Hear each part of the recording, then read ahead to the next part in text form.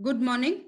We have Dr. V. Madhurima with us, Professor, Department of Physics, Central University of Tamil Nadu.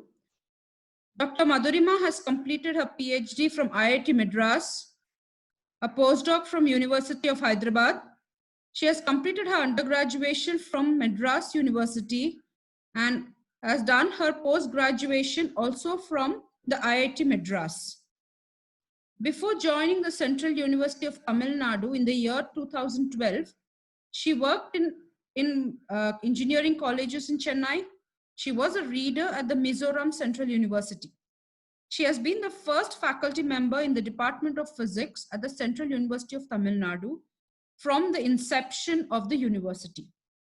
She has held positions like the HOD and also handled many administrative responsibilities, including being the member of the University Academic Council, Executive Council.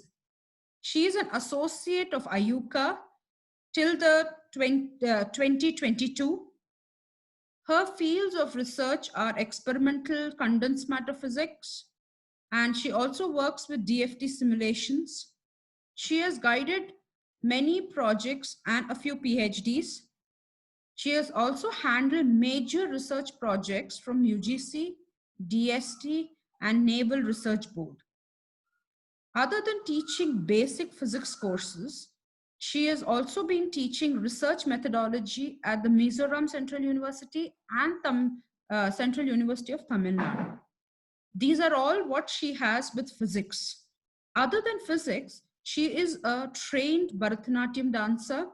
She has 2 diplomas from Nalanda Dance Research Institute of Mumbai in Nitya Shastra and Indian art.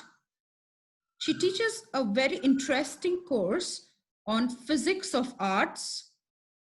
She is in charge of the women's cell in Central University of Tamil Nadu. She has worked a lot with the women around, and she has been able to get nearly more than 65 girls studying with in the Central University of Tamil Nadu, 65% of girls. So Central University of Tamil Nadu hosts a very large number of girls. I think she has worked a lot with that. More than everything, she's a very good teacher, an orator. So we are very happy to have her here and discussing with us 2 very big points that or any research scholar or any teacher will want to know. Thank you so much, Madhurima. Dr. Madhurima, please, I hand it over to you. Thank you so much. Thank you, Dr. Saipri, for that exceedingly generous introduction. I'm happy to be here and to be, I would say, more than presenting or teaching, to share with you a few ideas that I have about what presentations are. And Preeti has already told you a brief introduction about me. So there is going to be a little bit of drama to this entire. So let's get started. What is this talk going to be all about? I want to talk and I want you to listen. And this is all my talk going to be about. I want to talk to you and I hope to make you listen to me. So what we're going to do is this talk will be in 2 parts. The first part, I'm going to tell you how to tell a good story. It's got nothing to do with science or physics or PhD. And in the second part, we will discuss how to make a good presentation. Am I audible to all of you? Yes. Yeah, I just had some network issues since morning. So if there is a problem, feel free to let me know, because there is some rains and mild disturbances. Sure. So yeah, so next Venu will be there to help you out. Sure. How do you tell a good story? What are the components of a good storytelling? So when you tell a story, there are 3 parts that you need to ask. What is your story all about? Why are you telling it? And to whom are you telling the story? And you need to answer all 3 questions for a good storytelling. So let's go one by one. What are the elements of a good story? A story has multiple parts to it. It has a character, that's the hero, the heroine, the villain. It has a setting, where does it work? It has a plot, what is the story really about? There should be a conflict. If everything is nice, then there is nothing interesting about the story. And what is the overall theme? All this leads to something interesting, that you need to know the tone, a point of view, and style. The same story told by three different people can convey three different meanings, depending on the tone in which they're talking, depending on the point of view and the style of narration. So we'll see why these are important for us. If you want to tell a good story, what are the major strategies that you would like to use? First of all, you start off with what is called having a hook. Your first opening should have something that grabs the attention like a hook of your audience. If your opening is bad, nobody is going to listen to you. Can you make your story interactive? Is there something for the audience in your story so that they feel that they are participating in it rather than being a spectator? When you introduce characters, can you make each character matter? Is each character important and relevant to the story, or are you just bringing in random, characters without relevance to your main story? Can you keep it simple? Because nobody wants to hear a complicated story. And you need to have a strong end, something that really emphasizes on what the story was all about, right? So there are various styles of narration, and let's quickly go through some of them. The most popular one is what is called a linear style. You start, you give some new information, you introduce a conflict, you resolve the conflict, and then you finish your story. A classic example of this, and I'm using these examples not as religious examples, but merely as stories, because these are also repositories of very good storytelling in the country. Ramayana, for example, starts with the birth of the characters, it goes through their life, and then it ends in the end, their lives end. So it's a very linear storytelling. In contrast, there is a linear storytelling, but with loops. Like it goes in circular points, in flashbacks, comes back to the same story, something like this. It goes and then there is a loop, it comes back and goes to another loop. But as this line is progressing, but you're still going through loops.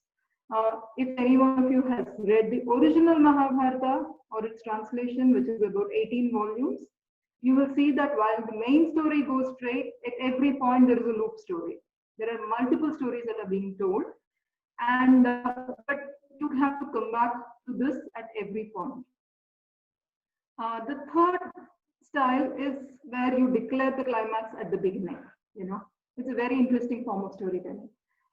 In the Western films, it seemed in the classical James Bond movies, the opening scene would be the climax scene.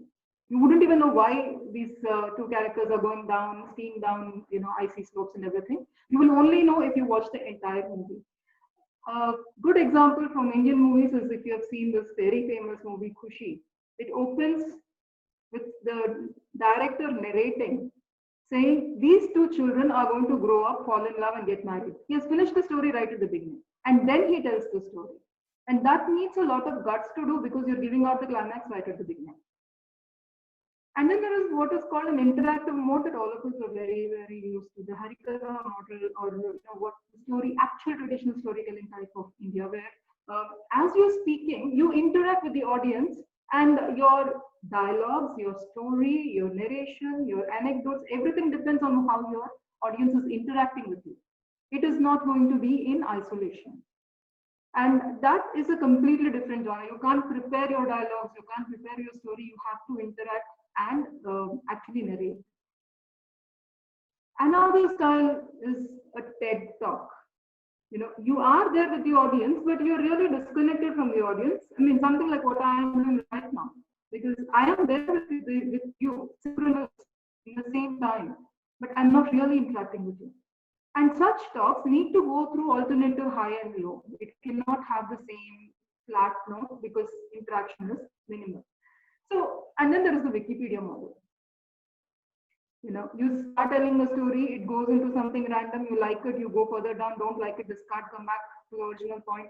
It's absolutely random, but it's still the entire essence is being told. So in a classical story arc, you have an opening, then you have multiple ups and downs. You know, there's something very exciting, and then it falls flat. A fight, a song. If you've seen movies, you have seen this many, many times until the final climax, and then it goes flat. And in very traditional style, there is a Shubham card here. Everybody is happy. Everybody is happily ever after. Okay, you pick up one of these storytelling, narrative styles. Why are you telling these stories? Do you have a point of view? Like, can I take the same story and say it from a feminist point of view, like Ramayana told from Sita's point of view, from Ravana's point of view, etc., etc.? So, is there a point of view that you're saying? Is your story just describing the action? Like, I'm not going to give my opinion, but I'm only going to describe the entire setting. Or are you trying to convince your audience to your point of view? Is your story a presentation of information alone, or are you trying to persuade? Or are you there only to entertain your audience? I'm here only so that people can have fun. I don't care what people think. I just want your attention, and I'm done. Or is it a technical presentation? Like, I'm going to discuss the intricacies of storytelling, and I'm going to tell you about the technique. And is it a technical talk? You need to know what kind of talk you're giving or what kind of a story you're telling. Yes, but the same storytelling idea is taken into giving a presentation. They're really not two different things. And that is what is very, very interesting. So how to make a good presentation is the way you would tell a good story. If you know good storytelling, you know how to make a good presentation. So what is a presentation? By definition, a presentation is one where there is a speech or talk where new ideas are explained to an audience. You need to have a new idea. You need to be interacting with the audience. Well, there are certain forms of presentations like a poster where you're not speaking, but you're around to speak. So basically, it's an interactive process where there's a new idea and you're trying to explain to the audience. If it's the same old idea, it's really not a presentation, which is saying things.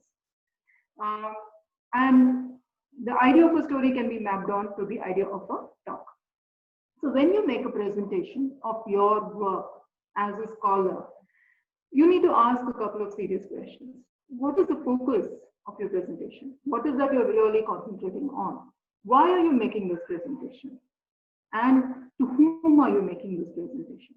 Who is your target audience? What is the focus of your talk? Why are you making this presentation? And to whom? All three questions need to be answered right at the beginning if you want to make a presentation. What is your talk all about? How do you prepare for this?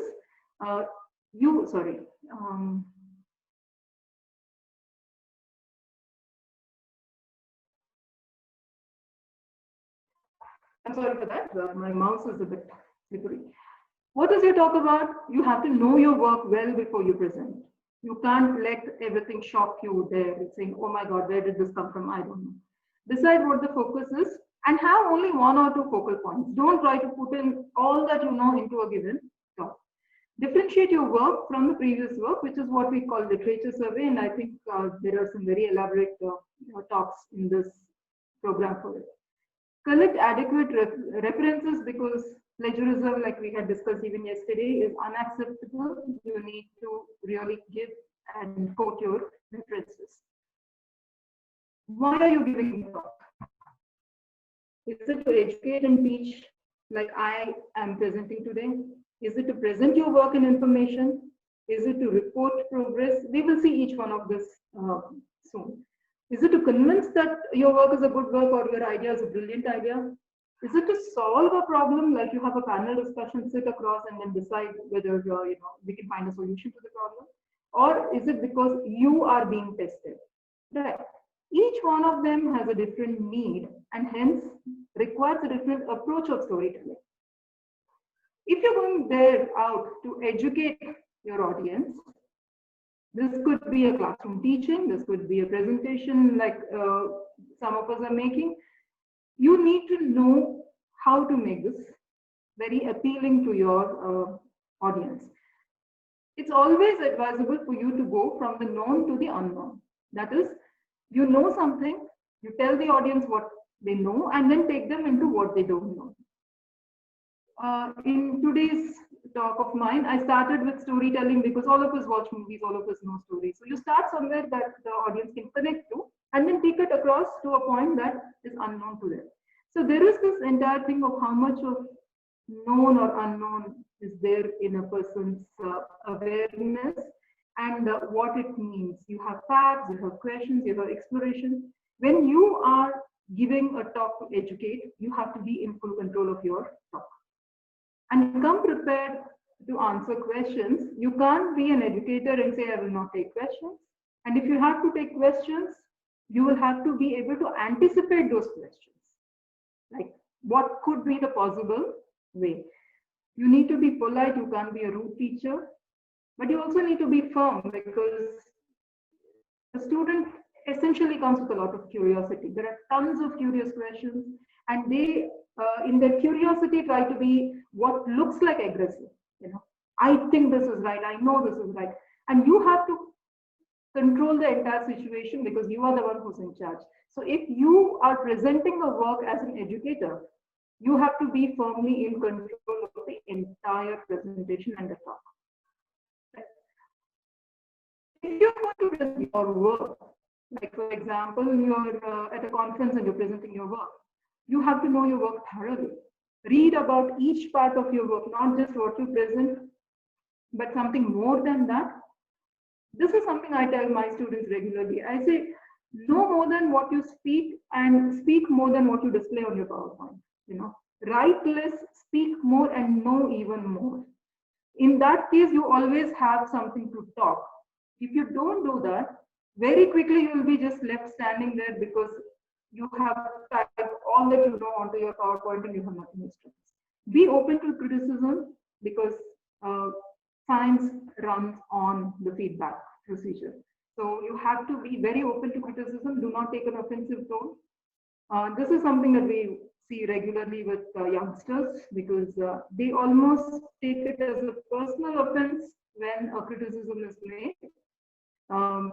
No, none of these are personal. People are trying to tell you that your work needs to be seen from a different point of view. Make good slides. We'll discuss this in the next few slides and give due credit. So when you take feedback in the right sense, your audience feels that they have been listened to, which means you create a good rapport. And not only do you create a good rapport, you will have a good relationship, a human one-on-one relationship for a much longer time, which is very, very crucial for all of us as professionals. If you're out there to convince that your work is correct, you know, this could be because you're trying to go for your SRF fellowship or because you're trying to write a project grant or in any case where you're trying to convince your panel that you know what you're doing and you're absolutely sure of it. You need to do your SWOT analysis. In fact, a SWOT analysis is always good to do. For those of you who are not aware of it, a SWOT is simply these 4 components. What is the strength of your work? What is the weakness of your work? What are the opportunities? What can you actually do extra from what you're working on? And what are the threats? What are the things that are stopping you from doing any of this? Weakness is essentially the weakness in the work itself, and threats are the outside parameters which do not let you do the work.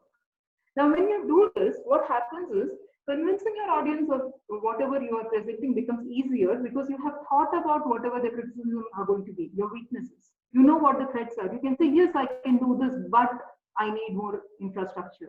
I can do what you're saying, but I need, you know, more money. If you've not thought of it and you're going to be thinking there, then and there on the spot, you're going to be left very, very confused. So it's always very good to do a SWOT analysis before you make any presentation to convince your work. Know your strengths, your weaknesses, your opportunities and threats. If you're going to report your progress and be tested, these two are kind of similar ones, like, you know, a DC meeting, a doctoral committee meeting, a viva, an exam, oral examination. Be prepared to be questioned and criticized. You are there as a student. Do not get offended when the other person asks you a harsh question. The harshness is never intended towards you. It's always intended towards the subject that is being discussed. And if you cannot discriminate between these two, you are the one who's going to be left hurt at the end of the day. Be open to new ideas and suggestions. And remember that you are there, you're standing there in front of everybody to be assessed, to be criticized, and you have to take the criticism your way. If a person you think is behaving very rude or something, it's best to go back and speak to them and say, well, maybe next time you can speak a little softly to me. But at that moment, it's best not to lose your cool. So don't confuse your role as a presenter at a conference from the role of you in a Viva Voce. And this is something that many scholars get confused. They have the same approach to presenting their work at a conference and presenting it at a Viva Voce. So to whom are you giving the talk? Suppose I'm talking to my peers, and this Professor Bamba had discussed even yesterday. You have a very informal way of discussing. Like if the same panelists were to sit down as a roundtable discussion, I'm sure we will not be, referring to each other with all the salutations and everything. It will be far more informal and maybe a couple of jokes around. So with peers, with people of your own age, of your own group, you can be informal. It could be, fun-based also. If you're speaking to a superior, be formal until you're given the permission to be informal. Do not mistake being informal to being cool. There's nothing cool about being informal. So never make that mistake with superiors. It's always good to be guarded, to be within your limits, and maintain the formality unless the other person actually allows you. So while it is a norm that we all use first names in academia, do not do it with a superior until they ask you to do so.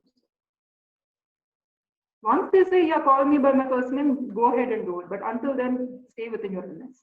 If you're speaking to a younger audience, like school children, you have to be interactive and you have to be very enthusiastic. I mean, you have to bring out that enthusiasm because remember, the person is going to look at you as a hero or a heroine. You have to maintain that and you have to motivate them to be very energetic because the future depends on them. If you're speaking to the experts in your field, in your specific area of research, be non-defensive. They know much more than you do. Do not assume that they don't. If you're speaking to experts, but not in your field, like, maybe I'm a condensed matter physicist, but I'm talking to people from particle physics and from nuclear physics, astrophysics, and be open-minded because they can be looking at your problem from a completely different point of view. All these are like, one of the big problems as a faculty that we notice when youngsters speak is this very defensive attitude. Like, I know everything and I don't want to be questioned, and that doesn't work. And if you're going to speak to laymen, if you're going to give a popular talk, keep your language simple. There is a difference between speaking to laymen and to speaking to younger audience, school children. With school children, you assume that they don't know the subject. With a layman, you cannot make that assumption. They might not understand equations, but most of them do understand what you're trying to say. So you have to keep the level simple, right? So the tone, this is what I had mentioned right at the beginning about storytelling. The tone in which you present your presentation becomes very important. And the tone that you take would depend on who your target audience is.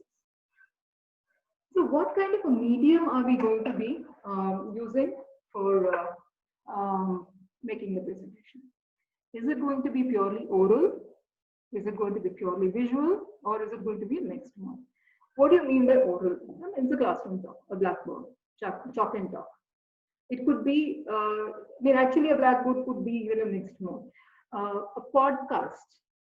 Suppose suddenly my video went off right now, I would be switching from a mixed mode to a completely oral mode. Do you know how to modulate your voice to suit an oral mode? It could be a webinar.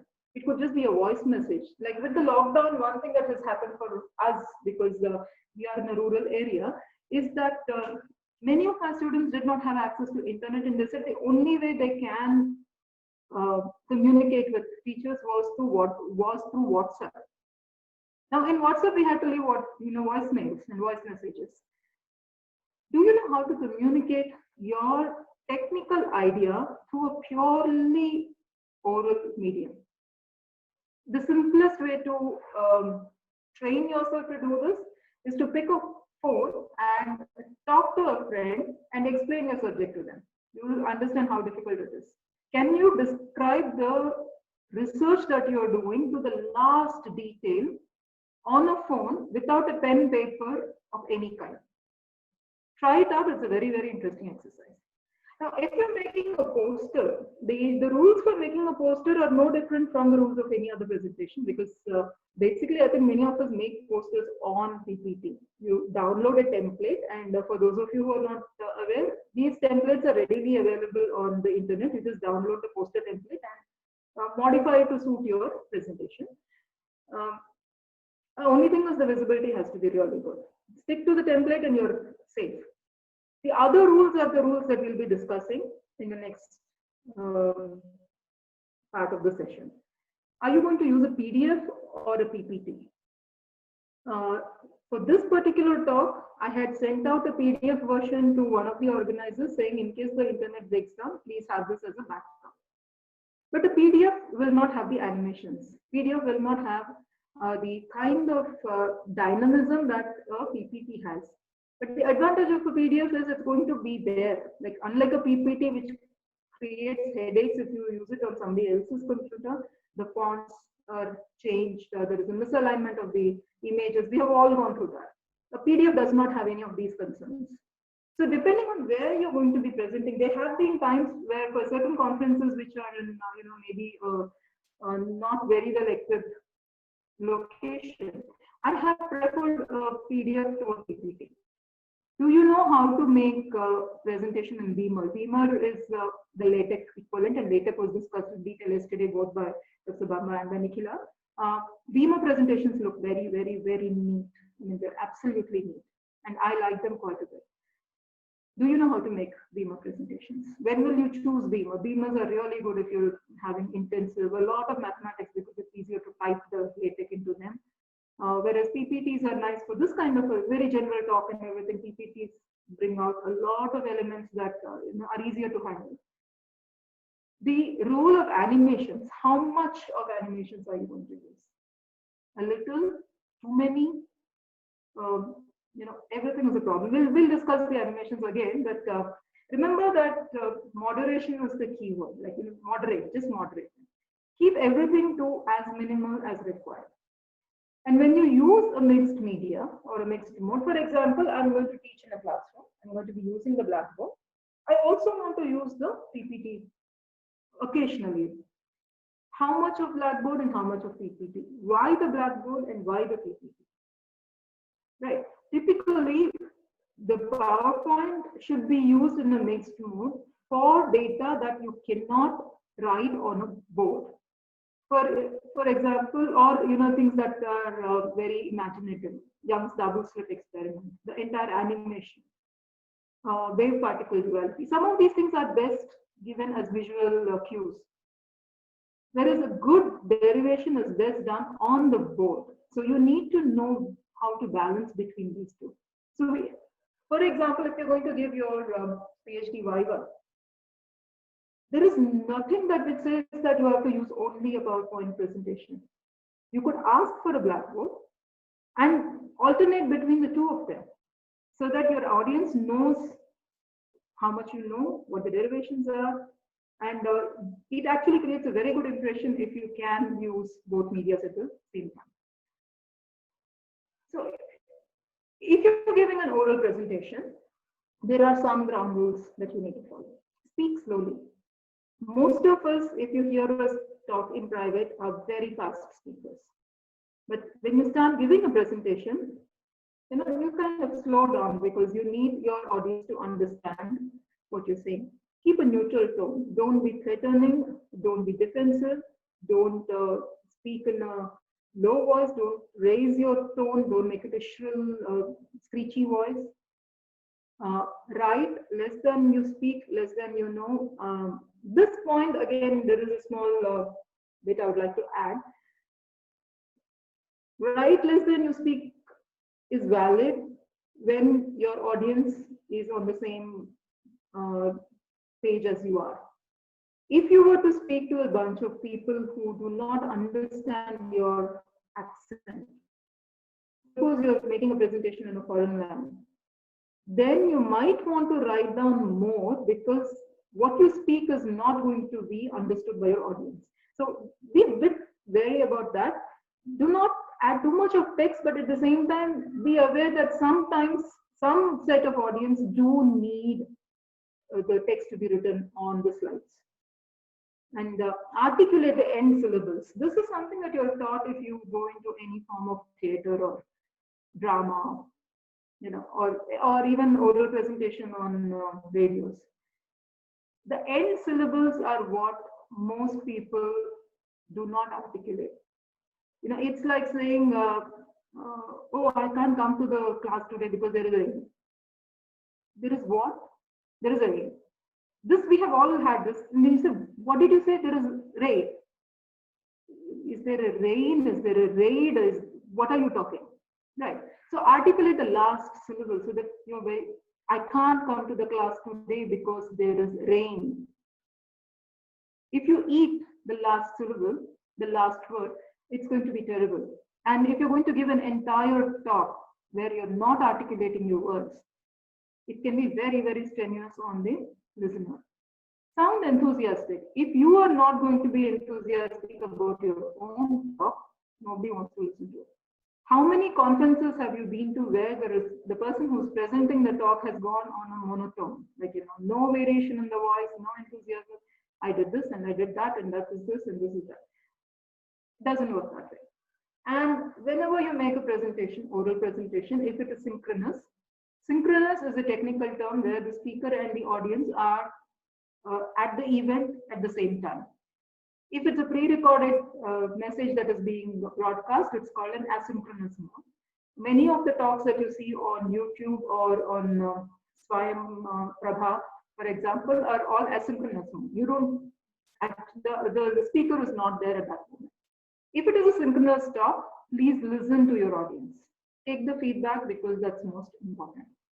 Again, I cannot emphasize this articulation enough. Speak slowly and articulate. If you're making a visual presentation, remember that any PowerPoint that you make is most likely going to be used once again. So you make an effort to make a good PowerPoint and also find a mechanism by which you can reuse this PPT by using things like the Slide Master, where you can go and change the footer, the header. Because see, what do I mean by reuse? Maybe you have a new result that you're presenting at a conference. The same data you will be presenting again for your Viva, for your pre-submission Viva, and for your final Viva. So you will be using the same slides. Can you make use of them, but each time change some small bit without stressing out too much? And this has to be understood that PPTs are usually recycled, right? Have a method to change it with one click.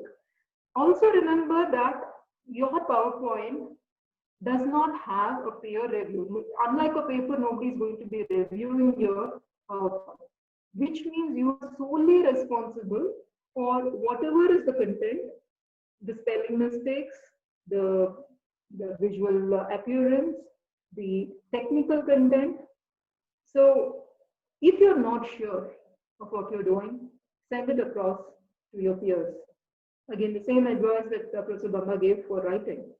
Take your PowerPoint, send it to a friend first, let them check, send it to your supervisor, ensure that it's okay before you make a presentation to the public. Because remember, you are the author of your presentation and there is no peer review in this case. There is no technical team that's going to check whether what you've done is right or wrong. Know your audience and know the constraints. Depending on who your audience are, there is a constraint of time and of audience. What is the level of your audience? Why are they watching it?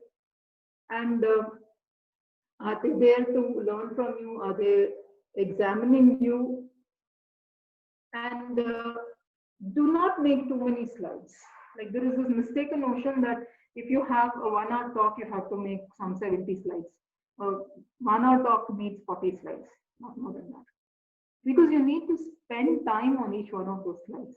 In fact, the rough rule of thumb for presentations is give about a minute for your first and last slides, which are your introductory and thank you slides. Take the rest of it, have the priorities that you want to concentrate on section A more, section B less, etc., and divide the time so that you know exactly how long you want to spend on each subsection. And give every slide at least, that this is a minimum, give at least a minute or a minute and a half for the audience to grasp what is being said. If you're going to flash slides, then nothing is going to be registered with the audience. So please don't make that mistake. Connect with your audience, and this connection means how busy are your slides. Like for example, in this particular slide, I could have added a lot of text in this corner, you know, on my right-hand side top corner. But then that would only make things very, very distracting and annoying. Use one or two fonts throughout the entire presentation. Don't change fonts from one slide to the other because it's a strain on the eye. And remember that there could be people in your audience who have medical issues like migraines. Don't torture your audience just because you love, you know, multiple colors or fonts. Do not read from a slide. This is the biggest mistake, and this is something that people warn you all the time. Do not type your entire talk onto the PowerPoint and read it out, especially with the second part, which is by turning your face away from the audience. Like, you know, you go to a conference, project your PowerPoint, turn towards the screen and read out the entire screen, mumble a thank you to the screen and walk out. Who's going to be interested in your talk? Remember that your talk is the talk that you're giving to the audience. It is a communication between you and the audience. What is happening on the screen is simply an accessory. It's something that has to help you out. Don't make that the focus of your talk. A presentation is never the focus of the talk. At this moment, if my PowerPoint were to fail, I should be able to continue with this entire talk even without the visual cue. Right. Well, I anecdote again, but I can share one experience I had with my own PhD final viva. This was the days when we were using overhead projectors, and 10 minutes into my major, the part where I was discussing my computations, power failed, and it looked like it was not coming back. So somebody in the panel suggested that we could come back the next day for the viva, and the head of the department got up and said, no, let her go to the board and continue the talk. And that's all. I was not even allowed to take my OHP as a reference. They said, go to the board. We don't care if you put all the terms in the equation, but you have to explain the context of it. This is important because this teaches you that you are the focus of the talk, not your OHP, not your PowerPoint, not things that are written there. Do you know what you're talking? Give it a try again, and you will understand how much one needs to learn to make a good talk. Font size. Use accessibility features because not only is it a bad idea to use small fonts because people can't see it, like I said, we need to also be aware that there could be people with special needs. Many of the audience nowadays would be using things like text readers. And if they're going to be using a text reader and their font size is extremely small, or the fonts that they're using are not universally acceptable, then you're going to lose half your audience. Especially if you're a teacher, you have to be even more aware of these issues. Font colors again. Please be very, very careful about the colors you use. You can see that, yes, this particular slide presentation of mine has multiple colors, but they're all, you know, somewhere on the top. And I will go through those colors because I've been cycling through those colors. There is a certain aesthetic sense to doing that. But if the same top colorful panel were to occupy half my presentation, half the PPT in every slide, you can imagine how annoying it would be on the eyes. But even more important, and this is something I realized only over this lockdown period when I was attending a session on online teaching, is that be careful about using some colors which are stereotypical, especially the red green. You know, we have this tendency to use red to indicate no and green to indicate yes. But a large section of the colorblind people are red-green colorblind. They wouldn't be able to make out the difference between red and green. So yeah, if you want to use red-green, go ahead, but also make something else which makes it visible to a person who needs that support. For example, the nose could be in red, but you could also put a cross mark somewhere on the top of the list. So these small things go a long way in actually making your presentation extremely valuable. Define your acronyms like it was mentioned yesterday. Do not use acronyms, do not use jargon. I mean, a simple talk is the best talk. Just like they said yesterday, a simple language is the best language. Do not try to overcomplicate. By throwing in words, you're not going to make your talk better. You're going to make your talk better by throwing in ideas, however bad the language.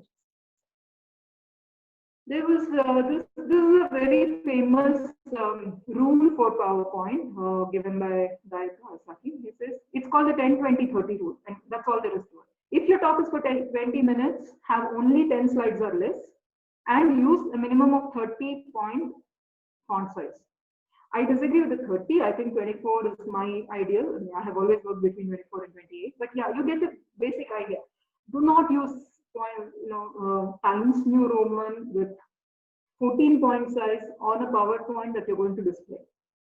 It's going to be completely inaccessible by the audience. At this point, I would also like to say that be careful about the fonts that you use.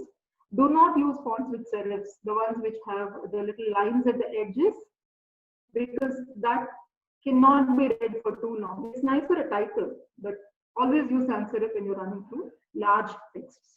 When you use illustrations, there are various kinds of illustrations. This I think Nikhila had pointed out yesterday. You have graphs, you have tables, you have photographs, drawings, etc.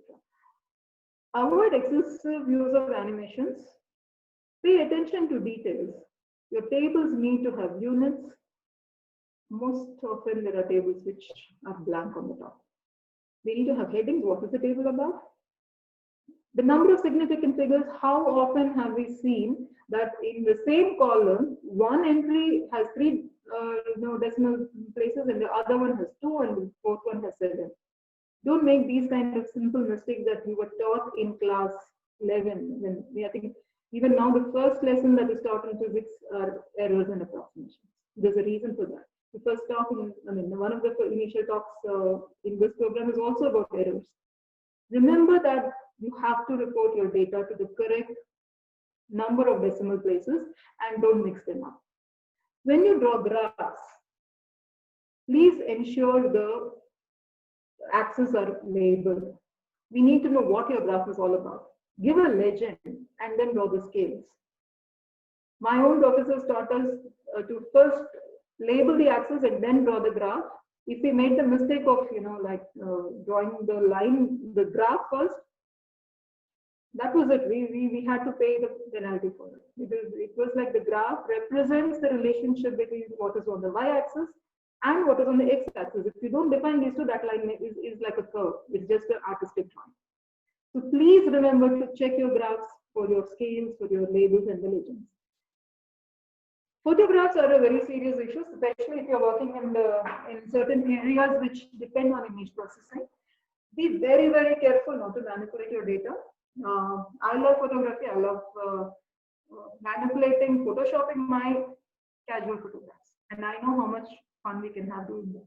But if you were to do the same thing with your technical photographs, not only can your paper get rejected, your entire career can be destroyed because that is not acceptable.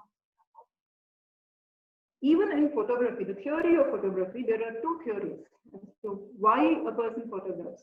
One is because you use photography as an artistic tool.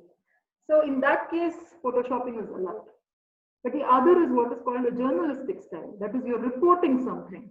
If I'm reporting, if I'm a journalist, I have no business even to crop my photograph. Whatever is taken has to be given to my editor. Right. And as a scientist, you are a journalist, you're not an artist. If you're making an artistic representation, please mention that this is a cartoon or an artistic representation. Do not mislead your audience into believing that an artistic photograph is the same as a journalistic photograph. Right. Facts are facts. Do not fudge photographs. add labels, crop to the extent that is needed to be cropped, like if you're zooming on something, but that's about it. And also give if you're cropping, give an overall image and then a close-up, something which enhances. For example, in the SEM image, which we normally do, how does it look over a larger scale, and what does a smaller part of your entire SEM image look like? There could be drawings. The drawings have to be done professionally, no overwritings, and again, labeling them. Schematics are there to reduce the level of complexity, ensure that all the data that is required is given. I'll be going through a couple of examples so that will be clearer to you.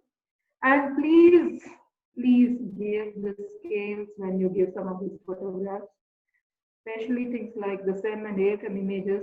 Very often the image is given, and then when the scholar, typically this happens with research scholars, when they're asked what is the scale, what is the length, they're like, I don't know, I just got the image and then put it here.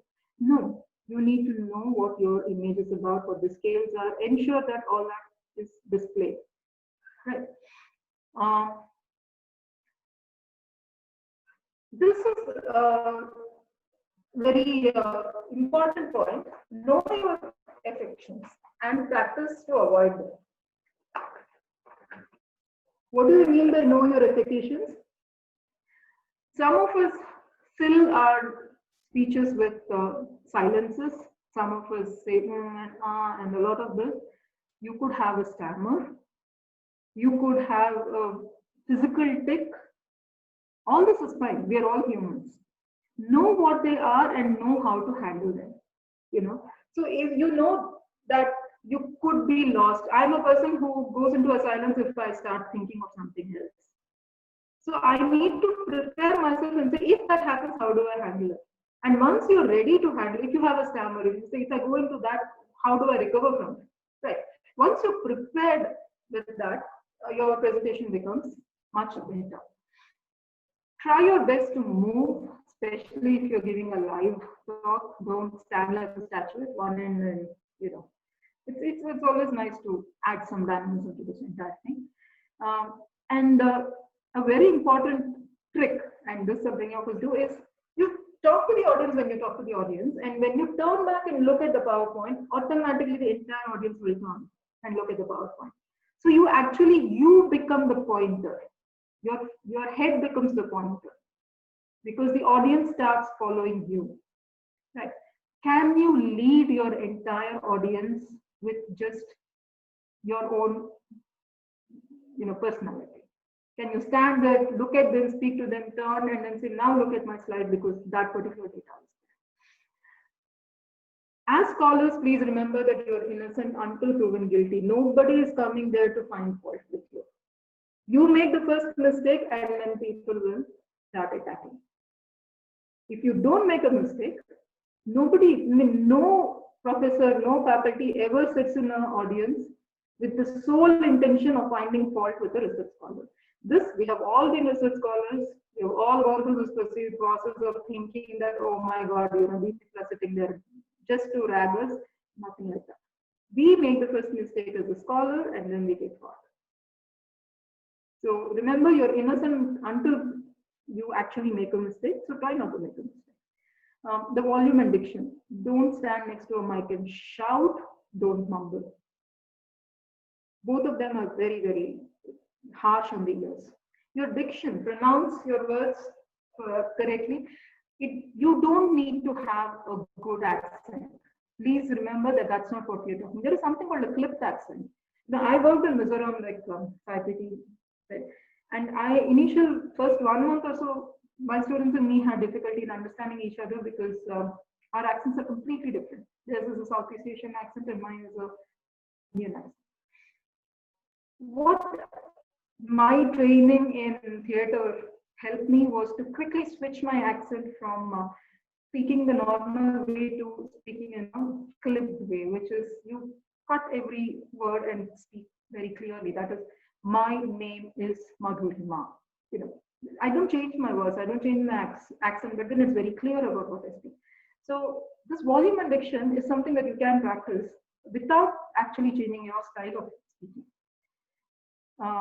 Order your slides.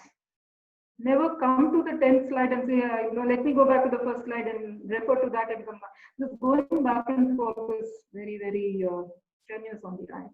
Have a narrative. We discussed storytelling. And this is the reason why I discussed storytelling, which is how are you going to narrate your story? Are you going to say that, I'm going in a linear fashion, I'm going to go in a loop? I'll give you an example of a loop. Suppose I were to present my work on soft Phoenix matter, experimental work, which has an IR spectroscopy, an NMR spectroscopy, and a computation plan. I would be talking about the main results of whatever sample I have taken. When I come to the IR, it is a loop. I go through the IR, the instrumentation, what it does, come back, but I have to come back to my main problem. Then I go on to the next NMR loop, come back, land on. Go to my computation loop, come back. Each one is one of these loops, but I continue to go forward. This is also important because many of you will go on to become teachers. In a classroom, when a student asks a question, the teacher invariably goes into one of these loops. And if you don't know how to complete the loop and land back at the same point where you took off in your narrative, the class is going to be a disaster. So practice your narration. You can choose any narrative. There is no hard and fast rule, unlike in the publication where they said you start with the abstract and the introduction. It has to go in a particular fashion. A presentation is your artistic liberty. You can start with the climax at the beginning. You can declare that this is my result and I'm going to tell you about this. You can start in a very linear way. You can go through loops. You can do whatever you feel like doing, provided you are in full control of your narration. You know the story fully well. Very often, the narrative styles will keep flipping. One part will be linear, one part will be non-linear. But if you know your story, that is, if you know your data, you know your work, you can come back and land safely every time and take your story forward. Otherwise, you're going to be left confused. Practice. Never give the first talk to your audience. Please practice at least a couple of times before you make your first presentation to your audience. Because when you practice, you realize a couple of things. One is your own expectations. I realized that I pause a lot. You also realize that timing, initially I used to make a much larger number of slides because I speak very fast normally. So I would think that my audience would follow it the same way. Because after a couple of talks, I realized like, no, it's not working because audience need time to understand. And so that cutting down of the number of slides happens over many times of practice. So please practice. The next few minutes, what I'm going to do is to quickly take you through a couple of points that I have found from various websites written by people who are professional scientists talking about how to make a good presentation. Just to tell you that this is what people think. The first one is something that was written for, I think, Nature, basically. Think like your audience. If I'm going to talk to a school child, I should think of myself like, what would I have liked if I were a school child? What would have enthused me? Or if I'm going to speak to a college audience, I have to think like that. If I'm going to present my data to a research scholar, I'm like, what was I thinking when I was a research scholar? And also, what are my own research scholars thinking now? You have to be current. You can't keep talking about old times all the time. Start with an outline and stay focused. What I said about landing back on your main story. You need to know what your main story is and you need to land back every time. Stay focused. Use repeated slide templates, outlines, anchor slides. You saw that where I said how to make a presentation, how to present a story. Those are all anchor slides. And the same template. I'm not using a different template for every slide. And that is important because it gives a sort of cohesion to the entire presentation. It feels like one homogeneous entity. Limit words, use visuals or bulleted points is what I would add. Don't clutter your PPT with text. That's the biggest drawback that one can have. Optimize your scientific delivery. Emphasize on what is going to be the most important point and use a slide sorter to understand the bigger picture. That is, once you finish it, this is a very, very useful tip. Go into the grid mode where you can see all your slides. Sometimes you'll figure out that one slide has a lot of empty space in it. One is looking cluttered, because once you see all of them together, you can get a much bigger picture. It's always a good thing to go into the slide sorter mode and check if all your slides look more or less the same. Like, they all should look alike. So one message per slide. It doesn't matter if sometimes your slide has only 2 lines on it. Do not add a second message to it unnecessarily. Use slides as props for your delivery of your message and not the other way around. This is what I have said right at the beginning.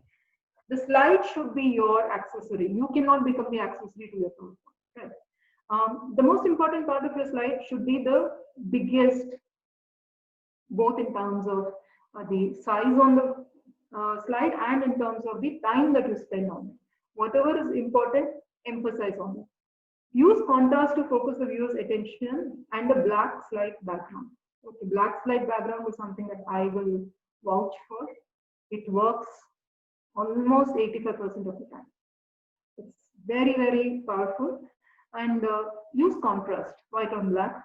Blue on yellow is another canonical combination that is taught. That is, if you go through the text on how to make a presentation. But blue-yellow color blindness is a rarity, but it still exists. So I would say avoid blue-yellow. And no more than 6 objects per slide. So in some of my previous slides, there was a title, there were a set of bullet points, there was an image. That was 3. Don't clutter more than 6. And 6 is actually the upper limit. Don't put too many objects on a same slide. This lady, Milka, is, I think, a life science person, if I'm not mistaken. And she says, put your audience in the front and in the center. Your audience is the most important entity in this entire story. Think like them, think for them, think what you're going to deliver to them. Practice, practice, practice. And show your passion. Let it come out in your voice, in your gestures. If you are not enthusiastic about your own presentation, believe me, nobody is going to be enthusiastic about it. Don't come, stand there and give a dry presentation and walk out. Humor can be good. It can be a very, very powerful tool. But the propensity for humor to backfire is very large, because you need to know what is politically correct. You need to know your audience. You need to know if that particular joke will work. Unless you are very sure about your sense of humor, don't. Stay away from humor if you can't handle it. If possible, start with an application, so that people know where to use this particular thing, even if you're not, even if the audience is not in the same field as you. Nobody wants to hear technicalities. This is something, look, as an experimental physicist, I'm going to say this. One of the biggest problems that we have in the presentation of experimental data across many, many conferences is the amount of unnecessary technicalities that are given out in these talks. This IR spectra was recorded using this particular instrument in this wavelength, and these were the sensors used, and that was the window used. Fine, that has nothing to do with the actual problem that you're discussing.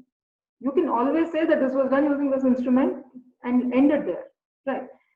Go back and see a lot of talks on experimental physics, especially in my area of condensed matter, unfortunately dwell for most part on unnecessary technicalities.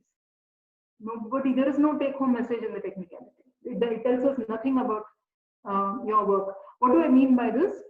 If you and 5 other scholars from your lab were to give talks about your individual work, believe me, 80% of the talks would sound alike, which means it doesn't give anything new to the audience, right? So see if you can reduce the technicalities. You need to know how to summarize them. Give a good summary at the end. It helps for the audience. The usual mantra that's given for giving a talk or to speak or to convince anybody is, they say, tell what you're going to tell them, and tell them what you told them. So you say, I'm going to talk about this and talk about that, and say, oh, this is what I spoke about. So when you repeat something thrice, the probability that it is retained by the audience is very, very high. Pay attention to your environment. For example, I think all of us who are on cameras ensure that the background is okay.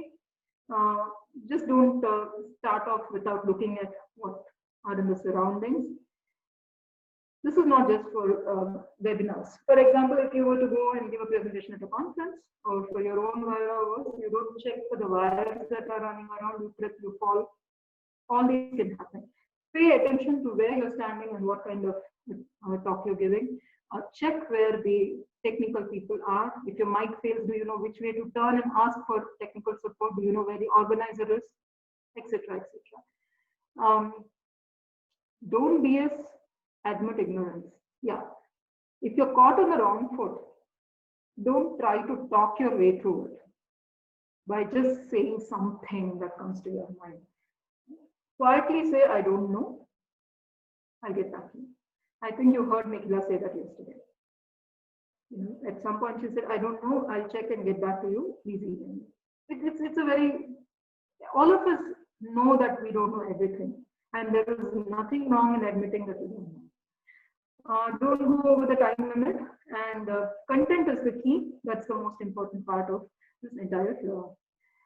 Be consistent with colors, labels, layouts. Think carefully about colors, graphics, etc. What I'm going to do, and yeah, please, if you want to, please don't cut and paste. But if you do cut and paste, remove the hyperlinks. It's so annoying for when we see a research scholar cut and paste from the Wikipedia with all the hyperlinks sitting still there in blue. Practice. Don't let practice kill your enthusiasm. Think carefully. Focus on the transitions, especially where, when you make a transition from one part to the other. For example, in my talk today, the transition between storytelling and presentation. Practice how you're going to make the transition, because those are the difficult places where you start to stumble upon. Those are the speed breakers in your presentation. Do you know how long will it take for this talk to be completed? Can you videotape yourself and look at it so that you know where you're going wrong? Dress appropriately. It shows the respect you have for the audience. Be enthusiastic. I know many of these are repeating them, but I'm just trying to tell you that everybody thinks of these. Look at the screen with the audience. Explain fully or don't explain at all, but don't do half-hearted jobs. Do not apologize for everything. Oh, I'm sorry, sir. I'm sorry, ma'am. I'm sorry, sir. I'm sorry, ma'am. Don't get into that. Avoid getting yourself stuck. Feel free to stop, summarize. Suppose you are stuck at some point and you have to collect your thoughts. You can say, oh, this is what I've been telling you, and then move forward. Right? Relax. Sometimes silence is okay. It's always not required for you to be on the top of your act. And you want the audience to care and understand. And I'm sorry, I don't know where that 45 came from, but everyone is nervous, and we all understand nervousness. It's okay once in a while if you're nervous.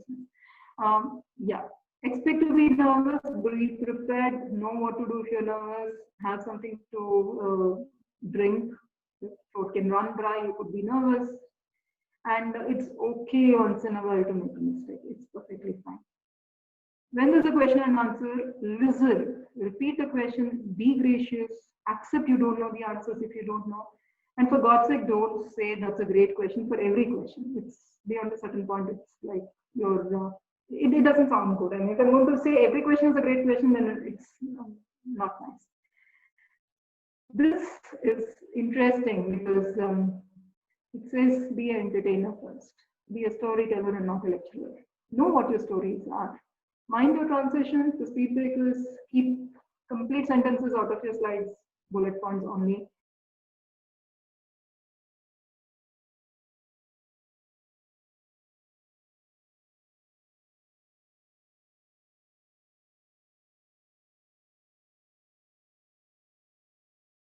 Hey, I seem to have lost you guys. Am I back?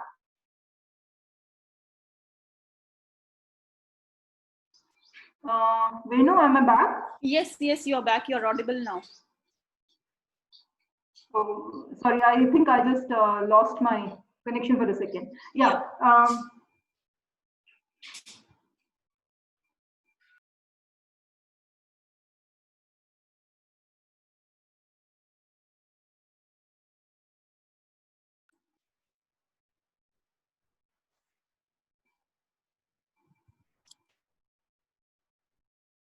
Your screen is visible, but you're not audible.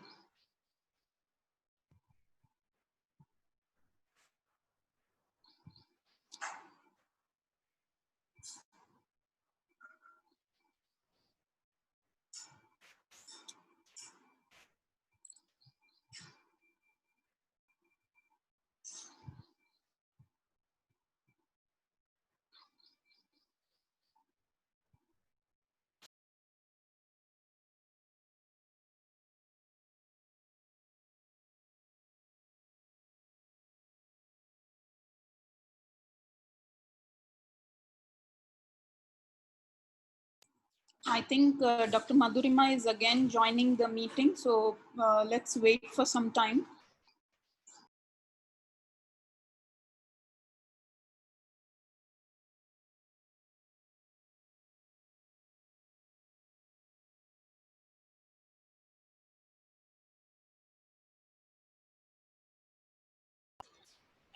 So meanwhile, I'll give a small information about tomorrow's talk. Tomorrow we are having a talk on error analysis.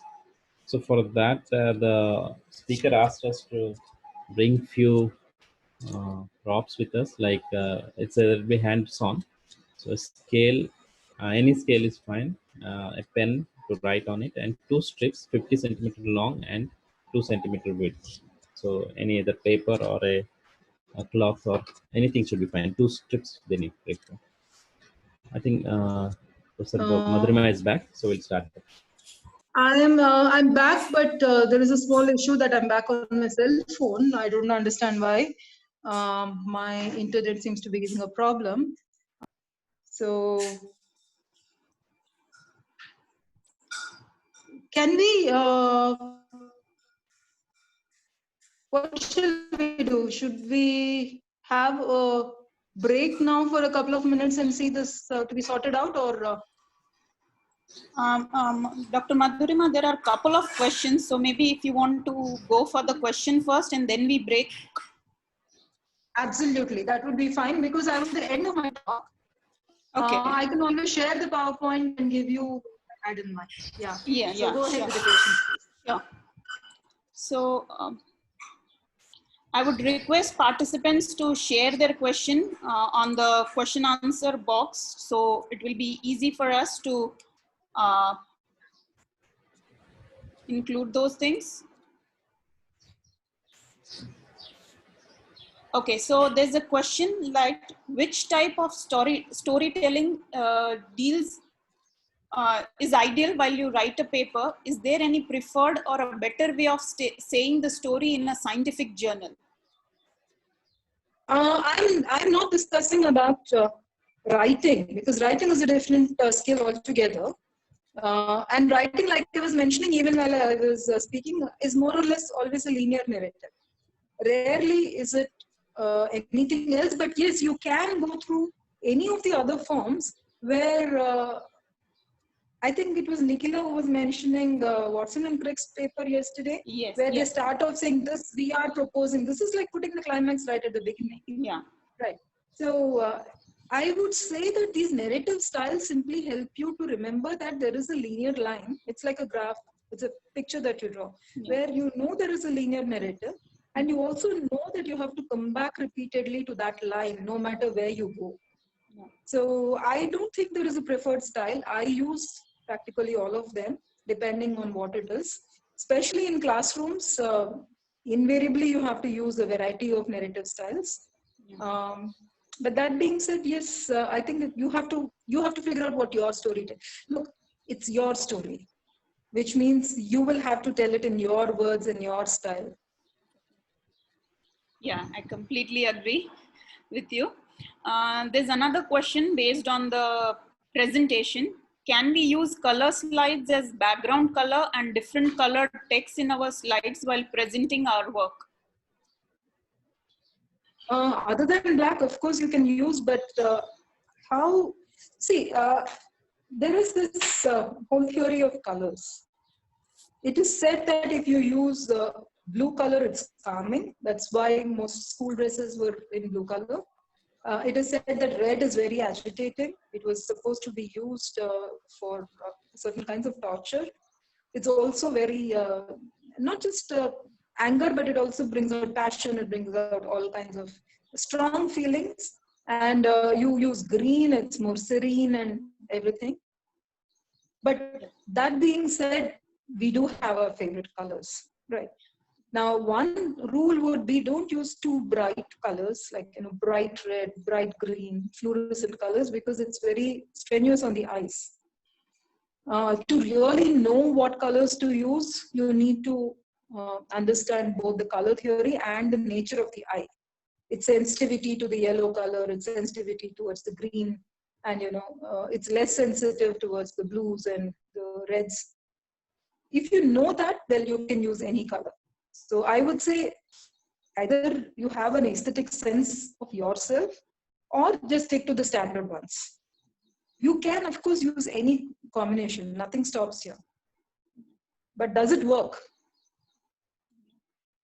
Yeah, I think it should be appealing both to the speaker and the audience. That would make a good presentation. Yeah. What would be a better font to be used in PowerPoint? Anything which is a sans serif, without the edges curved and the lines at the edges. That is the standard trick. Nowadays there are plenty. Previously it used to be just one or two, like there was Calibri and there was Verdana and other things. Yeah. Now there are plenty, but ensure that it's sans serif and you can use serif for the titles. But most simple way is just go through your slides for an hour. If you can tolerate it, your audience will tolerate it. Completely. Yeah. There's another question from Mr. Anil. He's saying, how much maximum slides are required for a session? What is the length of the session? I would say number of minutes divided by 2 plus 5. Oh. The plus 5 is, for the top and bottoms. Yeah. For example, if you have a 10-minute talk, 5 slides is more than enough, with one title card and one end card. If it's a 1 hour talk, 50 slides is still okay-ish if you know how to balance it out. Balance it, yeah. So that was a good math. But okay, one thing I have to say there, Dr. Venu, is what exactly is the content of your slides? Some slides take you 30 seconds to read, and some slides will take you, the next session, some of my slides will take you about 3 to 4 minutes to read. So that is also something. It's not the number, but the timing. So please, every PowerPoint has the option of timing your talk. Try and time it so that you know how many need to be used. Yeah. I would make a point here that if we nowadays have an option to rehearse our PowerPoint slides using, there is an option on the PowerPoint slide. So probably that could be a good idea. Before going to your audience, it could be tried and tested. That's a very good way of doing it. That's, another question is from Sharath. He's saying, how to know the audience knowledge in the presentation we make? Whenever you are asked to give a talk, one good question to ask is, who are my target audience? Right. So today I was told that it's mostly at the level of research scholars. So I kind of at least vaguely know what it is. It's a bunch of people with a PG degree in some science or the other, science or engineering. So you know what they know and what they don't know. They must have used PowerPoint. They must have given a couple of talks, So the way to gauge it is to ask that single question, who are my audience? Right. And there's one very interesting question from Bhadrapriya. She wants to know that how to answer to a defensive listener. I would ask you to wait till we complete the next session, because that is about arguments and debating. The simplest way is to walk out of it. Okay. I mean, to give a very simple answer, it is to say, I disagree, and let us agree to disagree and walk off. Be polite, but be firm. Yeah. There's another question that I have hesitation with eye contact with participants. How to overcome this? Oh, that's very simple. Always look at the hairline of the audience. Never look at the eyes. They will think you're looking at the eyes, but you're not looking at their eyes. This is a very standard trick that is taught in theater. Look, this is one reason why I believe that every person should be trained in theater. It helps you overcome many of these. I have a serious problem with eye contact, but I know how to look around the entire face without looking at the eyes. You look at the nose, you look at the hairline, you look around. The person thinks you're looking at them, but you're not really making eye contact. That's a really good tip for all of us. I have a question, or I would say that is there any tip, like a candidate is appearing for his or her PhD defense, a final PhD defense, right? You have many large number of slides because you're presenting your entire thesis work. So is there any tip you would like to share with them? The last PhD scholar who submitted and me went through this.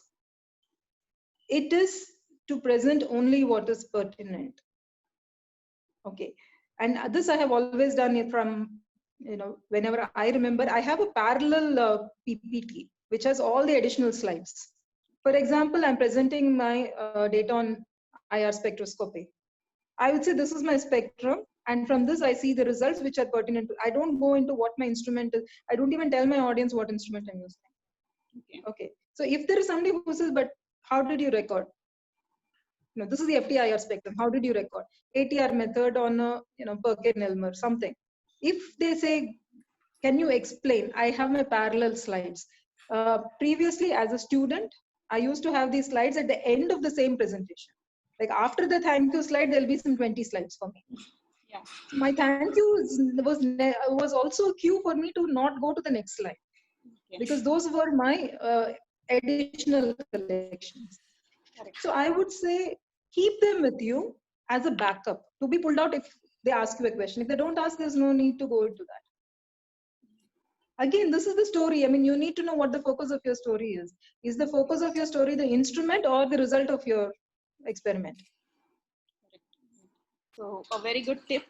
There's another question from Dr. Umesh. He says that which language will be best, English or the mother language of the audience and the speaker? That's an interesting question. I'm going to answer it in both ways. First, I would say English, because this is the language of scientific communication across the globe. And unfortunately, we still do not have a mechanism by which the entire scientific literature is translated into vernacular on an everyday basis. I mean, every paper that comes is not translated into our mother tongues. So there is really no way to keep up with knowledge.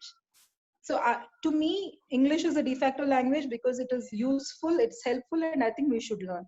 That being said, even for this particular talk, I had asked the organizers if the viewers are going to be Telugu speaking or Hindi speaking or what, because sometimes it's nice to slip into a bilingual, If, for example, if I were to come down and give a talk in a college in Hyderabad, a lot of this I might be using, Telugu, just as a few sentences to make the person relax. But the content would always be in English, and that to me is very, very important because we do not have a support system. It's very easy to say, but Japan does it, Germany does it, but they have the technology backup. We do not. We do not have textbooks translated into vernacular. Our training is not in vernacular. So I think the talks should also be in English. However, when you go down and speak to a school child, to somebody who wants motivation, or if it's a one-on-one, most of my individual one-on-one interactions are in vernacular. So that was a very good information. So people have this question for you, that will it be possible for you to share your PPTs? Okay, I mean, again, two answers to this. Why not? Take it. But on the other hand, what happens to the ability to take down notes? I will share my PPT, take it. But if you were listening, you would have been taking down the points and you build your own, notes on it. I think it's very important for us to take down notes, to acknowledge, for the copyright. Otherwise, we don't need teachers. Exactly. video recordings of one class is enough. Why is that you have to go and sit in a classroom? I have no problem with sharing my PPTs, but again, you tell me, why should I share them with you? Yeah. I will share them. I'm just saying, like, Yeah, it's a way of looking at it. Yes. Of course, I can share them with you. Yeah. Anyway, we have been recording the session. So as we have informed earlier also, we will be sharing the recording. So you can always go back and view the session again. So that will be really helpful for you to take down the notes. One thing that I would like to say is, because of this internet, I don't know, I just don't understand what has happened. I was not able to complete my talk. The last part of it, I'll just mention now, and I'll give the PowerPoint. If you want, I can share the slides for you. I think we're running short on time, aren't we? Because I need. We have another couple of minutes. So maybe if you can then share the one which says really bad presentation, just starting from that. I'll just try. So, is the screen visible? Yes, it is.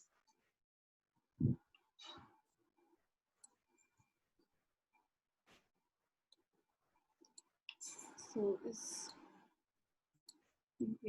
you can go further down. I think that we're done with this probably. Yeah, we're done with this, and we are done. This one was just a very sarcastic way of saying what not to do. I will skip that. You can read it when I share the slides. Sure. Can you go to the next one, please?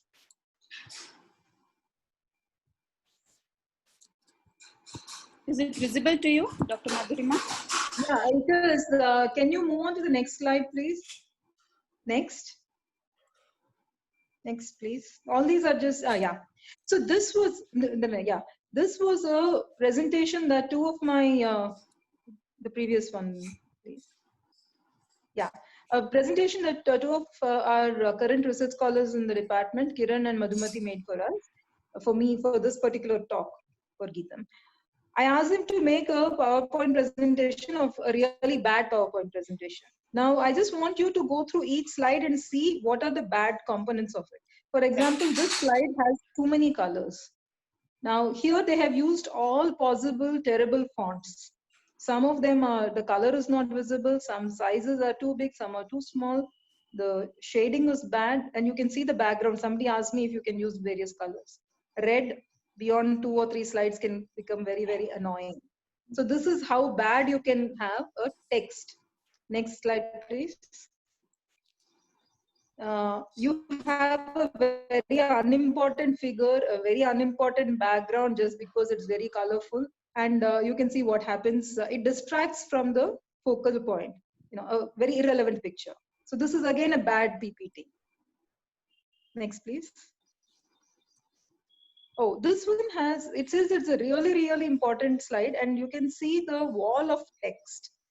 Lines after lines, it doesn't matter what is there in the text, nobody is going to read that. And imagine having 20 such slides, one after the other filled with text. And how irritating it can be to the audience watching it. Next, please. Again, it says it's electronics, and it's just a cut and paste from a textbook. I think some of the hyperlinks were not removed. So again, a very bad way of making a presentation. Next. This is XRD. Random pictures cut, not aligned, or the font size is not checked. Some pictures are not visible, no legend, no labeling, nothing. And so you don't even know what the message that is being conveyed occurs. Next, please. These are the typical graphs. Again, this is from XRD, but some of the graphs you can see on the right side, especially the middle one, does not have the axis. Right. There is no information about what this is supposed to tell you. This slide, if you were to present, believe me, will get you into trouble within the first 2 seconds of displaying it. This is one of the classic mistakes that young researchers make, of putting in graphs without labels, axes, and legends. Next, please.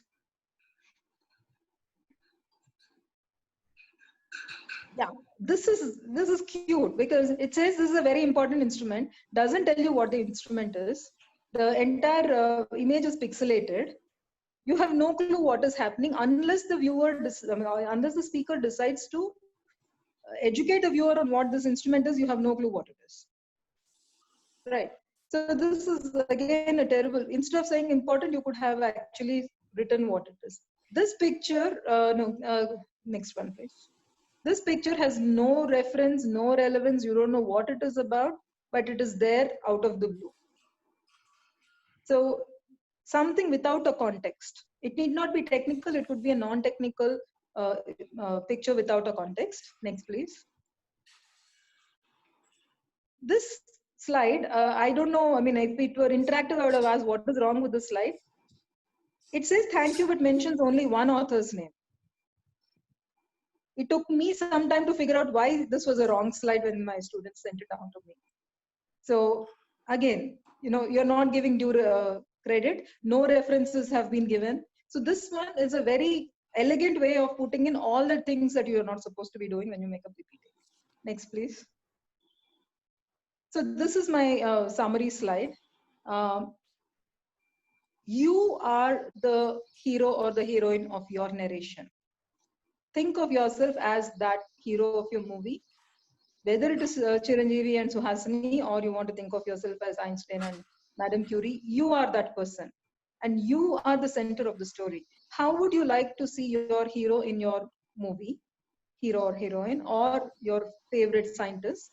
Do you want to see them badly dressed, speaking in a bad fashion?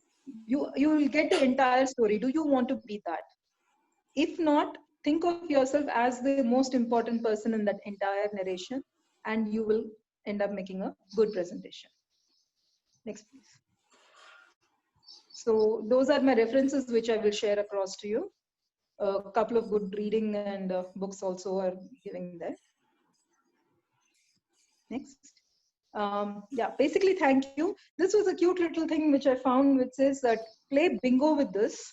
So it's a very interesting collection of things which says whenever some person is not acknowledged, pick it. It's of course supposed to be a joke, because at the end of it, you're supposed to shout bingo in the middle of a seminar. Don't do that, and don't quote me on it, but I just thought it was funny. Thank you very much. Thank you, Dr. Madhurima. It was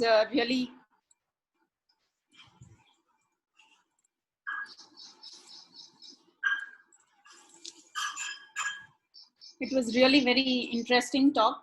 Not only the research scholar would have benefited, but yes, a newly, freshly appointed faculties also would have been benefited by this, because we know the what we are supposed to do, but yeah, when it actually comes to present to our students, it's really a struggling effort, and we see that they are quite disinterested when we put up the PowerPoint presentation, so they go into their own world.